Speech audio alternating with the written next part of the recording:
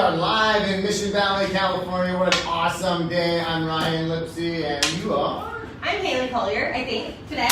Hello! Still? Yes. We're with Ticor Title, and welcome to your Friday training. We are here to talk about all things solar, how to overcome solar liens, the problems and adversity they can present on a report. Is that what we're going over today? Yeah, so today we want to talk a little bit about solar. It's crazy. We're already heading into spring. I mean, Right. It's going to start warming. I mean, we've already had warm days. It's pouring rain one day, and then it's 80 degrees the next day. And so, I know. you know, the conversation of solar is starting to come up a lot more. People are, you know, interested in it. So it's just kind of the time when you're like, you know what? Might as well talk about solar because a lot of people here in San Diego do have solar. We see it on a lot of prelims. We get a lot of questions about it, and so we just kind of wanted to go over some things that you would really need to know about it and ways your title and escrow help overcome the We solar. had one yesterday on a refinance file. I'm sure the lovely Katie Methy was helping me deal with that in the inbox. On one of our loan officers was like, dude, we need this thing to supplement, to issue the thing, to clear the PR, and we need a termination of the solar contract. We're able to get it quickly and move on from that being an issue on the title. But so let's get into it. What about solar? What is it? Is it what is the ACC loan? Or The Hero, there's the Wygrin, there's the Hero loan, there's PACE. We see it in a lot of different forms, so that's why it's pretty important to be aware of the different ways where solar can stand out on a preliminary report. Sometimes it can be in the taxes, which, you know, that is into the property, so it's already into the tax amount, so it's in the taxes. So they build it into the property tax bill. That's the enigmatic one. It's like hiding, you know, so we have to drag it out and put it under the light and fix it. And those actually still need to be paid off, so you actually have to get a payoff for them, and they have to be paid off. There's the liens that you would see lower in the property, so the tax one is kind of, that's up, it gets missed on the preliminary report a lot of the times because people just think like, oh, the taxes, all that, that's all clear. But sometimes it goes right under the taxes. So if you see anything, seeing like a Wygrin or Hero, PACE, that's kind of a red flag, not really a red flag, but something to be aware of that it would be a solar on there. You want to front load that, get to work on it because it can be a quagmire or like a time sucker. It can be a quicksand on getting the deal done. And a lot of times they're like, oh, we whiffed and missed it on the tax thing. If you take the listing, you know if it has solar or not, because you're probably marketing it with solar.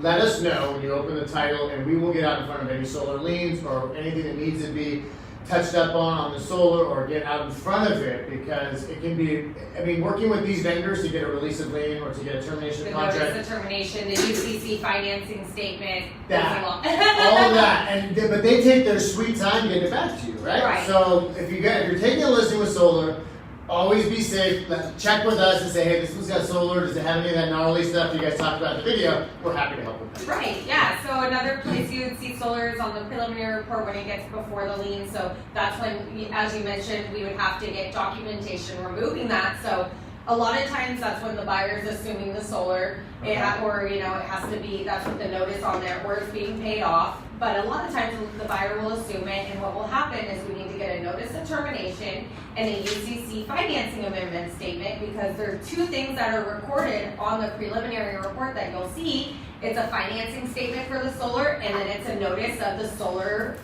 being put in. Okay. So you'll see those on there, and that's two red flags to know, like, oh, there's solar, these both need to be cleared off, and those both need different documentation to remove from the preliminary report that title needs to see, and that's the notice of termination and the UCC financing amendment. So that's the big takeaway.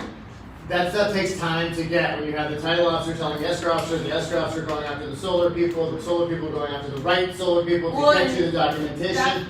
All that chain of events is how many voicemails not returned, how many emails. So give the teams time to work on it. That's why if you tell us ahead of time, it's like a child support lien, right? If you're trying to get to the bottom of the child support lien and then you're trying to figure out the penalties, and the Superior Court of San Diego is buried and hard to get a hold of, you can't walk in there because of COVID, you have all these extra layers that just add time. But we can pierce right through, like we always talk about, getting the order started, opening the title as soon as you get the contract, because we can avoid issues like this coming up as issues in the 11th hour. And again, we're here on a Friday. Right now, somewhere in Ticor Title, somebody's freaking out because of a solar lien, right? Right, and we're getting the documentation to make sure we get that clear. And so there's a lot of ways we can help overcome it. If it does, come up at the 11th hour, we've had, we've seen copies as long as we know we're getting the originals to come, because they do get recorded after the fact anyways. Yeah. And then after, there's even more documentation that comes on. Then the solar company, it's their responsibility once the new buyers are in, they have to re-record a new notice and re-record a new financing statement if it got assumed by the buyers. Okay. So those are two other things that have to get back recorded on the property. So it's the gift that keeps on giving. Yeah, so solar is really fun.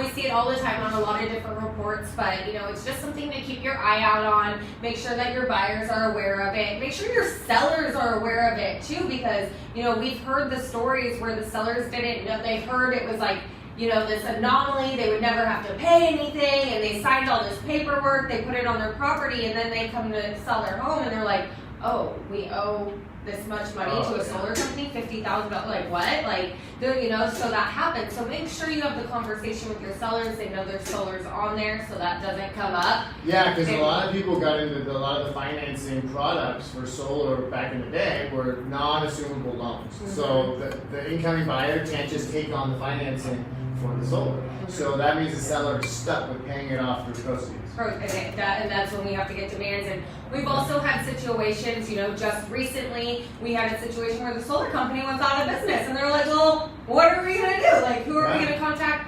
We have ways to find out. Obviously, people still need to be paid their money. It still needs to be paid off. So we have ways of really digging down with escrow and title, figuring out where the direct. Yeah, and usually a solar firm or any business will go into receivership, and there's a receiver that collects bills paid after the company goes defunct, right? So we help you sort all that out, but again, it takes time. So if you give your escrow officer and your title officer time to collaborate, then and give us a little time to front load their work efforts, it's just everybody's gonna come out happier in the end, because it's gonna be a smoother transaction. It's a big enough deal, you guys, with this refi boom, with this crazy real estate market that we're in. Just let us know if that property, when you call us and give us the new listing, open title on, say, hey, this one has solar, so whatever you guys need to do, let's get out in front of it. Mm-hmm. I can't tell you how much time that will save you. So definitely. And then just one more other story real quick while we're on it. We love telling stories.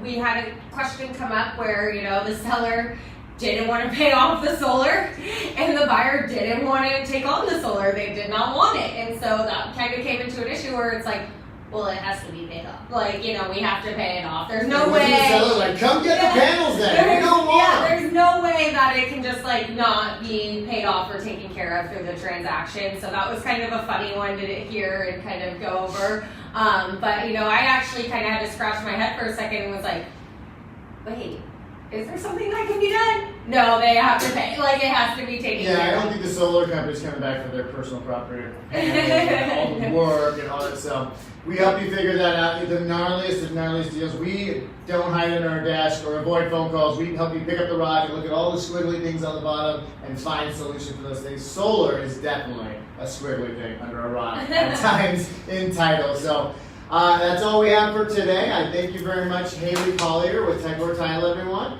And I'm Ryan Lipsey. Until we see you again, have an awesome weekend and keep it positive. We'll see you soon. Bye. Bye.